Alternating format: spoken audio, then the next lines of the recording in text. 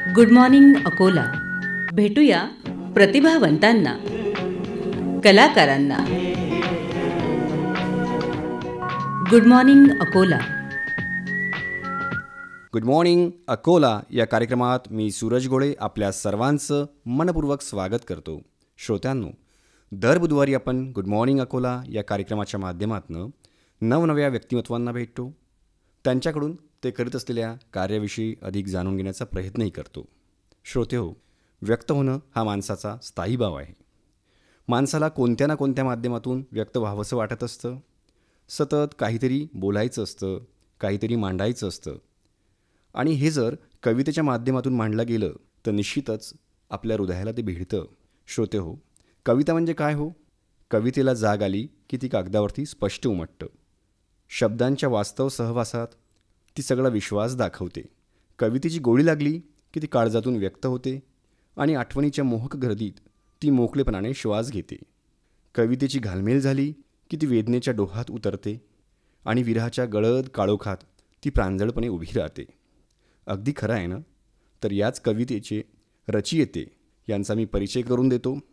राहणार तोरनाळा, जिल्हा वाशिम या खेडेगावात शेतकरी कुटुंबात जन्माला आलेले ज्येष्ठ साहित्यिक मूज मुठाळ. श्रोते हो, मुठाळ साहेबांना साहित्य क्षेत्रामध्ये राज्य आणि राष्ट्रीय स्तरावर अनेक पुरस्कार मिळाले आहेत. सुप्रसिद्ध साहित्यिक ज्यांनी आपल्या लिखाणातून इये, कवितेची नगरी, पहाड गर्भ, कवितांचे मोहळ, तुझे काही माझे काही, रानूमाळसारखे अनेक कविता संग्रह आपल्यापर्यंत पोचवले आहेत. तर आता त्यांच्याच मुखातनं या साहित्य क्षेत्राविषयी अधिक जाणून घेण्याचा प्रयत्न करूया. मुठाळ साहेब, सर्व श्रोत्यांच्या वतीने आणि अकोला आकाशवाणीच्या वतीने आपलं खूप खूप स्वागत आहे. नमस्कार.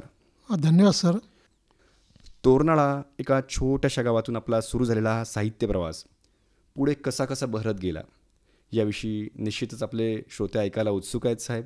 तर आपण कशा पद्धतीने विस्तृत आपला एक परिचय करून देणार? धन्यवाद सर. सर्वप्रथम आकाशवाणीला आणि संपूर्ण श्रोत्यांना दिवाळीच्या हार्दिक शुभेच्छा. साहित्याचा पुरास म्हटल्यानंतर खेडेगावामध्ये फक्त मी 2 वर्ग शिकलो आणि मग आईवडिलांनी वाशिमला आणलं. तर वाशिमला आणल्यानंतर आम्ही 10-12 भावंडं होतो आणि शाळेमध्ये मुले माझ्या भाषेला हसायचे. अच्छा. किंवा तू अशुद्ध बोलतो. तर मग मी आईला सांगितलं, तर आईने सांगितलं की तू गुरुजींना विचार. तर गुरुजींनी उपदेश दिला की तू वाचन कर. आणि मग बाबांनी वाशिमच्या राजे वाकाटक वाचनालयाचे तेव्हाचे जे ग्रंथपाल होते नागोराव केळकर यांच्याशी ओळख करून दिली. आणि केळकरांनी मला वाचनाचे महाद्वार उघडून दिले. तिथे मी 4-4, 5-5 तास वाचन करायचो आणि मग माझी भाषा शुद्ध होत गेली, चांगली होत गेली आणि मी बऱ्यापैकी निबंध लेखन करत होतो. माझ्या निबंध लेखनाचं कौतुक पण होत होतं. मुठाळ साहेब, असं म्हटलं जातं साहित्य क्षेत्रामध्ये भाषा कुठलीच शुद्ध किंवा अशुद्ध नसतं. तर याविषयी आपण काय व्यक्त व्हाल? तेव्हा तुम्हाला असं वाटत होतं की आपली भाषा अशुद्ध आहे, आपल्याला मुलं म्हणतात, पण एवढा आपण साहित्य प्रवास केला त्याच्यानंतर तुम्हाला भाषे याविषयी नेमकं काय कळलं? मुलं जेव्हा मला हसायची भाषेला, तर ग्रामीण भाषेमधले शब्द शहरी भाषेमध्ये त्यांचा अर्थ त्यांना लागत नाही. बरोबर. शब्दांचं आकलन त्यांना होत नाही. त्यामुळं असं वाटतं की त्यांना वाटतं की ही भाषा अशुद्ध आहे. बरोबर. कारण आपण ज्या मायबोलीमध्ये बोलतो ती भाषा केव्हाही श्रेष्ठ राहते. तिच्यामध्ये शुद्ध किंवा अशुद्ध हा भाग नसतो. परंतु ग्रामीण आणि शहरी भागामध्ये हा भेदभाव केला जातो. त्यामुळं मग मी जेव्हा वाचनाकडे वळलो आणि मोठमोठ्या साहित्यिकांची पुस्तकांचं वाचन केलं, तेव्हा कळलं की भाषेचं सौंदर्य, सामर्थ्य किती आहे आणि आपली भाषा किती छोटी आहे. वाचनामुळे माझी भाषा प्रगल्भ झाली. बरोबर. आणि तिथले जे सौंदर्य आहे, सामर्थ्य आहे, त्याची मला ओढ लागली. अच्छा. मग पुढे आपला शिक्षण प्रवास कसा पुढे जात गेला? सर, मॅट्रिकला मी पास झाल्यानंतर वास्तविक पाहता बकल्यामध्ये असताना मुळे मॅडम, भागवत मॅडम आणि नांदगावकर सर आणि चारडा सर यांनी माझी मराठी खूप चांगली आहे असा माझ्यावर संस्कार केला. त्यामुळे परंतु मला डॉक्टर व्हायचं होतं. अच्छा. आणि मी अकोल्याला आलो. 1 वर्ष तेव्हा प्री सायन्स होतं आणि मग तेव्हा मी शिवाजीमध्ये प्री सायन्सला ॲडमिशन घेतली. तेव्हा वाकसर मराठी शिकवायचे आणि तेव्हा वाकसरांनी कधीही हातामध्ये पुस्तक घेतलं नाही. अच्छा. ते यायचे आणि पाऊण तास शिकवायचे आणि पाऊण तास कसा जायचा हे कळायचं पण नाही. परंतु मी दुर्दैवाने म्हणा सुदैवाने म्हणा मी प्री सायन्स फेल झालो आणि मी परत आर्टला वाशिमला आलो आणि मग तेव्हापासून माझ्या कथा कविता वगैरे मासिकामध्ये पेपरमध्ये येत गेल्या. मला आठवते की 1973मध्ये फर्स्ट इयरला असताना एक अकोल्याच्या शिवशक्ती दैनिकामध्ये रविवारच्या अंकामध्ये अंधकार ही कथा माझी लघुकथा प्रकाशित झाली. आणि पहिली कविता कधी झाली हे काही मी सांगू शकत नाही, कारण तेव्हा मासिक किंवा दैनिक हे काही कवीला पोच देत नव्हते. आली तर नशीब, नाही आली तर मग कठीण गोष्ट होती. बरोबर.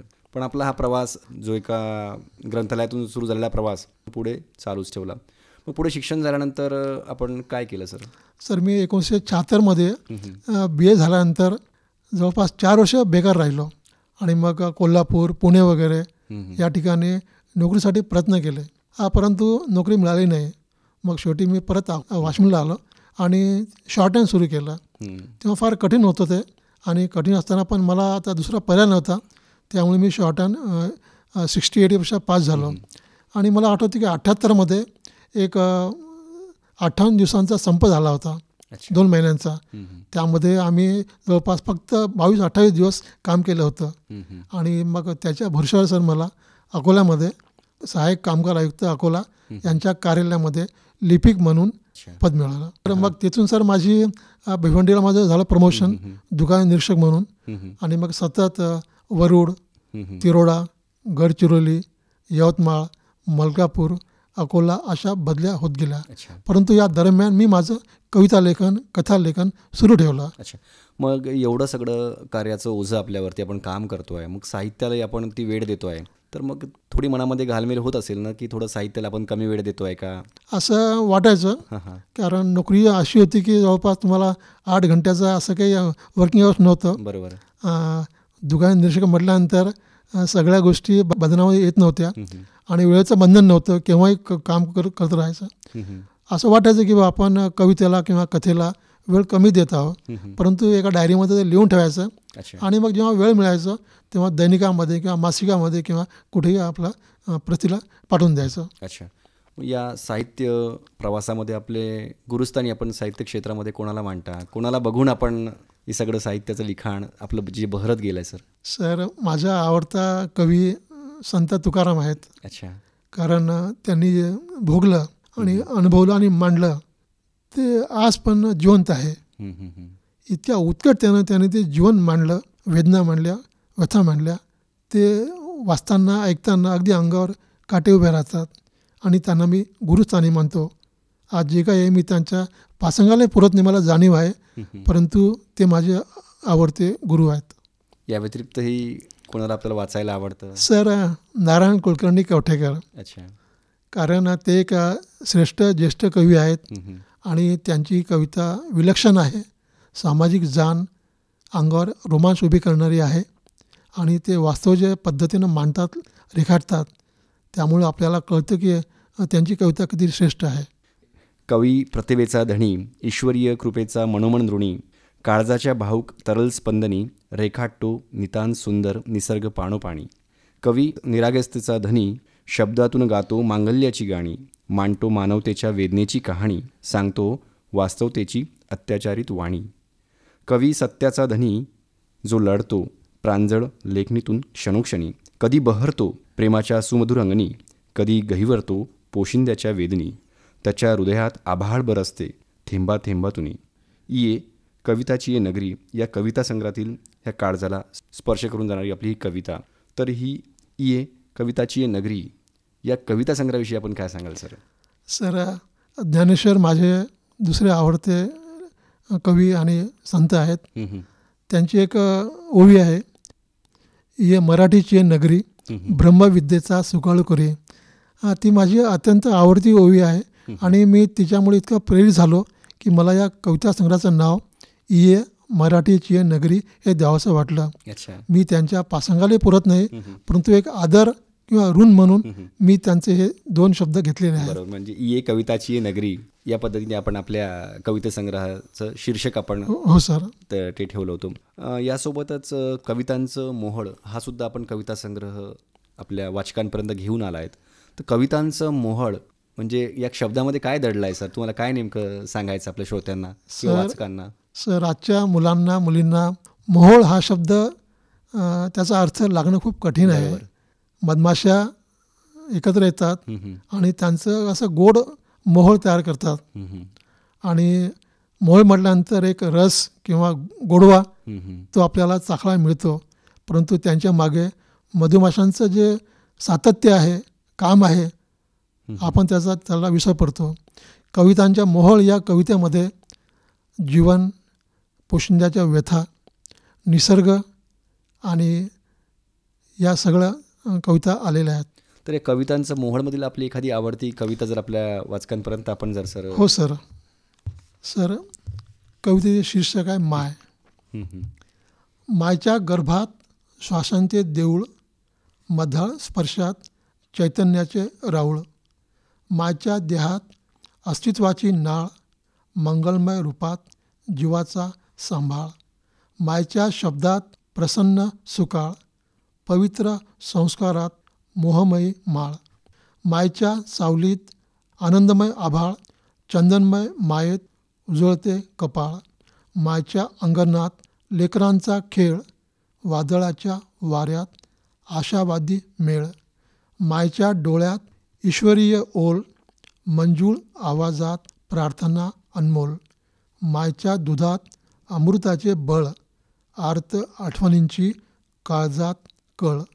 मायच्या शब्दात देवतांचे बोल, तिच्या विरहात पेटते आभाळ, तिच्या विरहात पेटते आभाळ. तिच्या विरहात पेटते आभाळ. ही कविता लिहिण्यामागे काही संदर्भ होता? हा सर, लहानपणी माझा जन्म व्हायच्या अगोदर माझे 2 बहीण भाऊ, 4 भावंडं वारली आणि माझा जन्म झाला आणि एक वैद्य गावामध्ये आला आणि त्यानं आईच्या त्या काळामध्ये 55मध्ये आईच्या दुधाची तपासणी केली आणि त्यानं सांगितलं की बा आई दूध रोगीट आहे, हे मुलाला पाजू नका, जर त्याला जगवायचं असेल तर गाईचं दूध पाजा. आणि मग त्या वेळेपासून मला गाईचं दूध मी जगलो आणि माझे 4ही भावंडं जगले. त्यामुळं मला आईविषयी अपार करुणा आहे की तिनं जन्म दिला पण आपण त्या आईचं दूध पिऊ शकत नाही. त्याच्यामुळे ती कविता कवितेमध्ये आलेली आहे सर. सर, तुमचा सर्वप्रथम पहिला कविता संग्रह आहे तुझे काही माझे काही. हो सर. या कविता संग्रहाविषयी आपण काय सांगाल सर? सर, देवयानी सोबत हा कविता संग्रह आहे आणि कविता संग्रहाला जवळपास 100 पृष्ठांची मर्यादा राहते आणि माझ्या 80 कविता होत्या आणि 20-25 कविता तिच्या होत्या. तिला लोकमतनं 1983-84मध्ये एक स्पर्धा घेतली होती वासंतिक कविता म्हणून. तेव्हा तिच्या एका रक्ताळलेली शहरे या कवितेला प्रथम बक्षीस मिळालं होतं आणि मग तिच्या 20-25 कविता होत्या आणि माझ्या जवळपास 80 कविता. असे मग आम्ही एक तुझे काही माझे काही असा वेगळा प्रयोग केला आणि दोघांचा एक पहिला कविता संग्रह म्हणून सर तो माझा अत्यंत आवडता कविता संग्रह आहे. अच्छा. त्यानंतर सर आपण पहाट गर्भ हा सुद्धा कविता संग्रह वाचकांच्या भेटीला आणला सर. तर पहाट गर्भ यामध्ये ज्या काही कविता आहेत त्या कवितांचा काय आशय आहे, त्यामधली पण एखादी आवडती आपली कविता जर आपल्या श्रोत्यांपर्यंत जर व्यक्त होऊन दाखवलात सर. तर पहाट गर्भमध्ये निसर्ग च्या प्रतिमा खूप आहेत, पावसाच्या प्रतिमा आहेत आणि पहाटेचं जे मंगल पवित्र वातावरण आहे त्या सगळ्यांचं चित्रण या पहाट गर्भामध्ये आहे. सूर्य जेव्हा उगवतो तेव्हा पूर्ण सृष्टी जागी होते. बरोबर. आणि फुले उमलतात आणि आपल्याला प्रसन्नता देतात. परंतु काही गोष्टी अशा असतात की त्या आपण पहाटेलाच चिंतन मनन केलं पाहिजे, त्यामुळे आपल्याला त्याचा अनुभव येतो आणि एक आपण अद्वितीय शक्तीकडे पोहोचतो. पहाट गर्भ हा एक खूप मोठा व्यापक शब्द आहे. पहाटेच्या गर्भामध्ये आनंद आहे, चिंतन आहे, मिलन आहे चैतन्याशी, या गोष्टी संबंधित आहे. आता पहाट गर्भामध्ये ही जी कविता आहे ही कविता शेवटच्या कडव्यापर्यंत थोडीशी वेगळी आहे अच्छा. आणि तिची उकल आपल्याला शेवटच्या कडव्यामध्ये होते. होतं. मी ती सादर करीत आहे. नक्कीच सर. शीर्षक आहे तुझी कहाणी. हं, हं. ऋतू पाहतात तुझा सोहळा, पाखरे गातात तुझी गाणी. ऋतू पाहतात तुझा सोहळा, पाखरे गातात तुझी गाणी. फुलेही घेतात तुझा सुगंध, काटे सांगतात तुझी कहाणी. फुलेही घेतात तुझा सुगंध, काटे सांगतात तुझी कहाणी. सांज पांघरते तुझा देह, रात्र गाते तुझी विराणी. सांज पांघरते तुझा देह, रात्र गाते तुझी विराणी. स्वप्नेही होतात तुझा श्वास, पहाट चुंबते तुझी वाणी. स्वप्नेही होतात तुझा श्वास, पहाट चुंबते तुझी वाणी. नवा उगवतो तुझा दिवस, सावली अंथरते तुझी निशाणी. नवा उगवतो तुझा दिवस, सावली अंथरते तुझी निशाणी. मातीही जगवते तुझा जन्म, वारा सांगतो तुझी कहाणी. मातीही जगवते तुझा जन्म, वारा सांगतो तुझी कहाणी. वावर मागते तुझा आसरा, आभाळ ओलावते तुझी गाराणी. वावर मागते तुझा आसरा, आभाळ ओलावते तुझी गाराणी.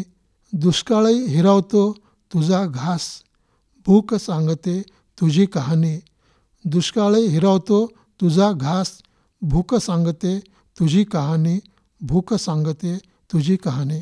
शेवटच्या अगदी कडव्यामध्ये पोशिंद्याचं आपल्याला त्याच्यामध्ये एक चित्र रेखाटल्याचा प्रयत्न आपण केलेला आहे सर.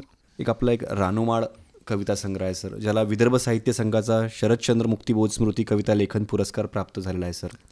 तर रानोमाळ त्या शब्दांमध्येच आपल्या लक्षात येतं की पोशिंद्याच्या ज्या काही वेदना असतील आपण त्या व्यक्त केल्यात आपल्या कवितेच्या माध्यमातून. तर या रानोमाळ कविता संग्रहाविषयी आपण काय सांगाल सर?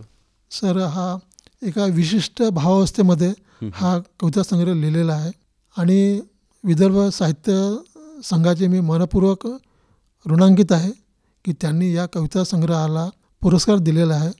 शरदचंद्र मुक्तिबोध कविता स्मृती लेखन पुरस्कार. खूप मोठे कवी आहेत, त्यांच्या नावानं पुरस्कार मिळणं ही मला अत्यंत भाग्याची गोष्ट आहे. आणि मला रानोमधल्या कवितेनं इतकं अस्वस्थ त्रस्त केलं की आणि जेव्हा ती कागदावर उमटली तेव्हा मला कळलं पण नाही की आपल्या हातून कोणती कविता लिहून झालेली आहे. आणि जेव्हा मला साहित्य संघाचा पुरस्कार मिळाला, मला आनंद वाटला की बा पोशिंद्याच्या व्यथेला, करुणेला योग्य न्याय मिळालेला आहे. आणि मला अजूनही खंत वाटते की मी रानोमाळसारखी कविता लिहू शकत नाही. तर या रानोमाळमधली पण एखादी कविता जर आपल्या श्रोत्यांपर्यंत आपण व्यक्त होऊन दाखवलं सर? हो सर, अवश्य सर. शीर्षक आहे गारपीट. अवेळी झालेली गारपीट, उद्ध्वस्त शेतीचे विद्यापीठ. अवेळी झालेली गारपीट, उद्ध्वस्त शेतीचे विद्यापीठ. भाकरीवरच नाही मीठ, कोणाची लागते अशी दीठ. भाकरीवरच नाही मीठ, कोणाची लागते अशी दीठ. कशी चुकते भाबडी वाट, समोर येतो दुःखाचा घाट. कशी चुकते भाबडी वाट, समोर येतो दुःखाचा घाट. सापडत नाही पाऊल वाट, किती झाकावा दारिद्र्याचा थाट. सापडत नाही पाऊल वाट, किती झाकावा दारिद्र्याचा थाट. सारा हंगाम भुईसपाट, तुटते जिनगानीची गाठ. सारा हंगाम भुईसपाट, तुटते जिनगानीची गाठ. डोळ्यातले आसवांचे पाट, वाहत जातात काठोकाठ. डोळ्यातले आसवांचे पाट, वाहत जातात काठोकाठ. संकटे येतात पाठोपाठ, हरवून जातो हिरवा काठ. संकटे येतात पाठोपाठ, हरवून जातो हिरवा काठ. घरी दारीही रिकामे ताट, का चुकतो पोशिंद्याचा पाठ. घरी दारीही रिकामे ताट, का चुकतो पोशिंद्याचा पाठ. का चुकतो पोशिंद्याचा पाठ. का चुकतो पोशिंद्याचा पाठ. अप्रतिम. आणि आपण बघतो आहे की जो संपूर्ण जगाचा पोशिंदा असतो त्याच्या काय वेदना आहेत, त्याच्या वेदना आहेत त्यालाच माहिती असतात. आपल्याला जरी वरवरून असं वाटतं, पण तो कुठल्या व्यथेमधनं जातो, त्याला काय काय संघर्ष करावा लागतो हे निश्चितच त्या पोशिंद्यालाच माहिती असतं. जरी आज आपण म्हणतो आहे की तो आपला पोशिंदा आहे, पण त्याचे दखल म्हणजे नाम मात्र घेतलं जातं फक्त तेवढ्यापुरतं. तर निश्चितच या रानूमाणच्या माध्यमातून आपण त्यांच्या वेदना मांडण्याचा प्रयत्न केला आणि याला आपल्याला पुरस्कारसुद्धा मिळाला. तर एखादा पुरस्कार मिळाला तर आपल्याला काय वाटतं, एक म्हणजे लहानपणापासून आपण एक साहित्य क्षेत्रामध्ये आहोत, नोकरी केली, साहित्य क्षेत्राशी आपली जी जवळीक आहे आपण ती टिकवून ठेवली आणि आपल्याला एक पुरस्कारही मिळाला. ते काय वाटलं आपल्याला की आपण जे काही लिखाण करत आला त्याचं चीज झालं? कवी कविता लिहितो आणि रसिक त्यावर अभिप्राय देतात. बरोबर.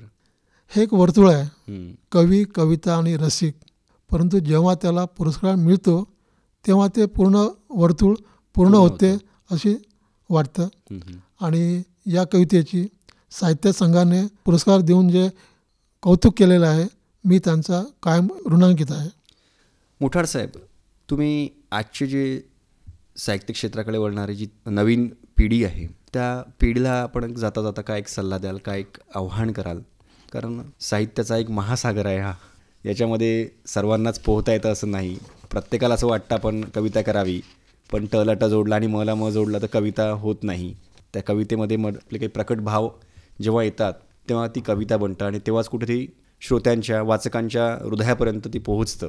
तर काय सांगाल तुम्ही? कारण हल्ली आपण बघतोय की सुळसुळाट होत आहे की कवी, मी पण कवी आहे, पण तसं नाही बघायला मिळत. आणि आपण एवढं हे सगळं करत असतानाही प्रसिद्धी जोतापासून आपण दूर राहिलात, यामागचंही काय आशय आहे आणि आपल्या नवकवींनाही आपण काय एक सल्ला द्याल सर?